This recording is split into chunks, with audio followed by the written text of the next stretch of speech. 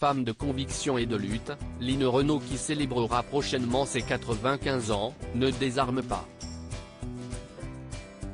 Son dernier combat, elle l'a déjà choisi, concerne le droit à mourir. Dans les colonnes du Paris Match de ce 20 avril, elle s'est confiée. À 94 ans, Line Renaud n'a rien perdu de son énergie, et de son dynamisme.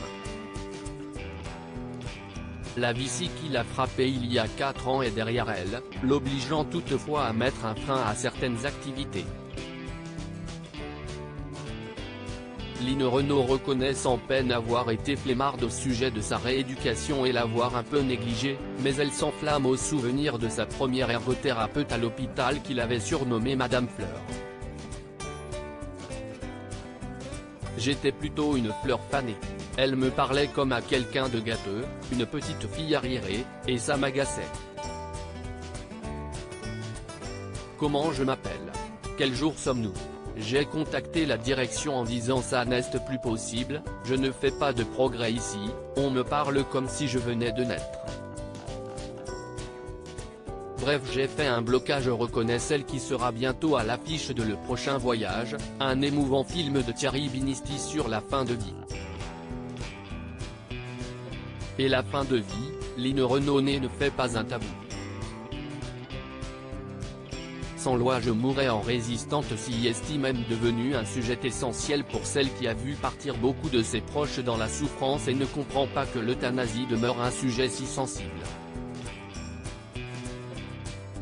Ma mère demandait à mourir, s'il te plaît fais quelque chose me disait-elle.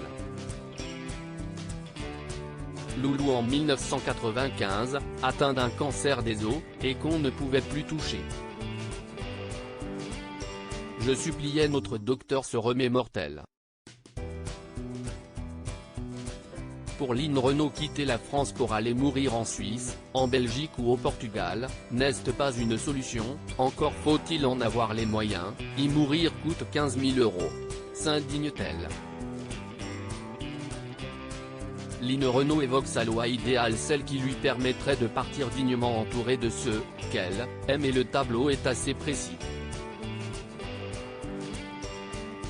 L'artiste se voit mourir dans sa demeure de la Jonchère, dans mon lit avec mon chien pirate à côté de moi.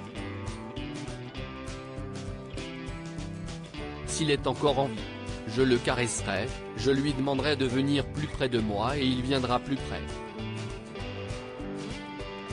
Je serai entouré de tous mes proches avec qui je parlerai.